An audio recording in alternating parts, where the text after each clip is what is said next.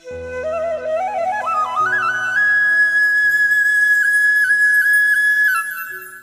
चलिए अपनी इस खास चर्चा की शुरुआत करते हैं और आगाज करते हुए बात करेंगे उन बर्तन की।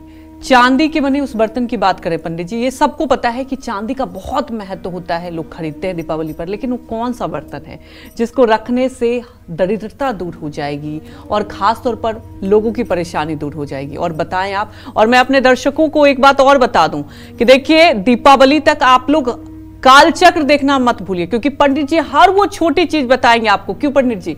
मुझे लगता है आज आपने चांदी के बर्तन से शुरुआत की है और बहुत कुछ उपाय आप बताएंगे आगे। आज हम चांदी धातु से शुरुआत कर रहे हैं। चांदी के बर्तन से नहीं, चांदी के धातु से जी। चांदी की धातु लक्ष्मी प्राप्ति में कैसे सहायक हो सकती है, दरिद्रता का कैसे दमन कर सकती है, ये बात है।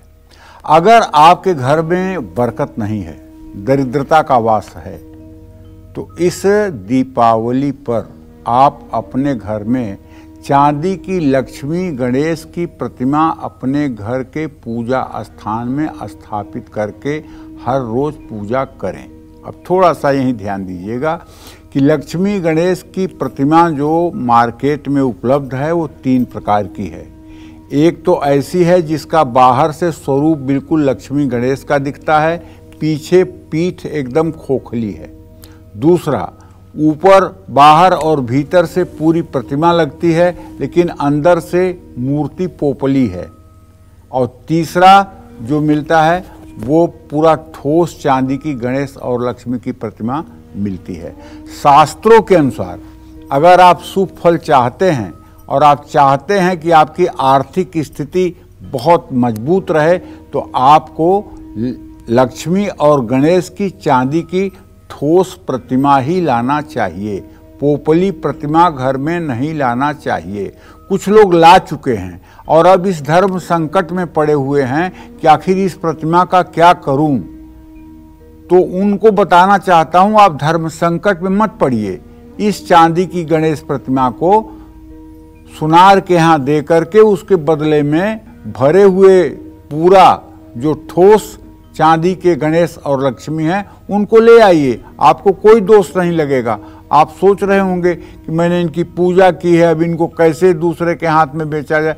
कुछ नहीं, उनके बदले में ही तो आप ले आ रहे हैं ना, तो इसका तो कोई दोष आपको नहीं लगेगा। बहुत ज़्यादा मानसिक रूप से इसमें उधेड़ बुन करने की जरूरत नहीं है।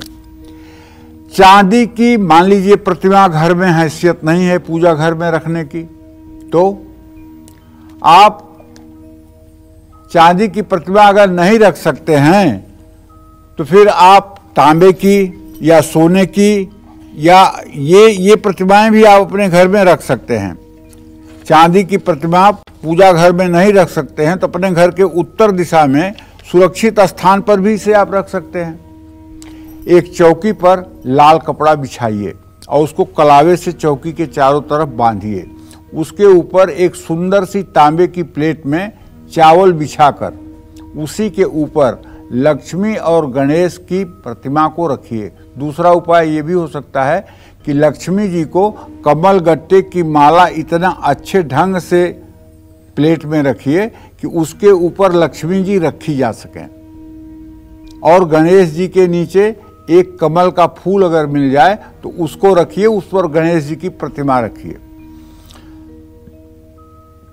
नौकरी अगर आप कर रहे हैं और तरक्की नहीं मिल रही है, बार बार साथ काम करने वालों के साथ विवाद हो जाता है, नया कारोबार शुरू कर रहे हैं या कारोबार में मुनाफे की जगह नुकसान मिल रहा है, तो ऐसे में तांबे की थाली में चांदी के गणेश लाल कपड़े में लपेटकर अपने कार्य क्षेत्र में आपको स्थापित करना चाहिए। एक बात ध्यान रखना है, घर में चांदी के लक्ष्मी गणेश स्थापित करने से पहले ध्यान रखें कि लक्ष्मी और गणेश की चांदी की प्रतिमाएं आपस में जुड़ी हुई नहीं होनी चाहिए, क्योंकि सिर्फ दीपावली के दिन ही लक्ष्मी और गणेश की पूजा एक साथ होती है।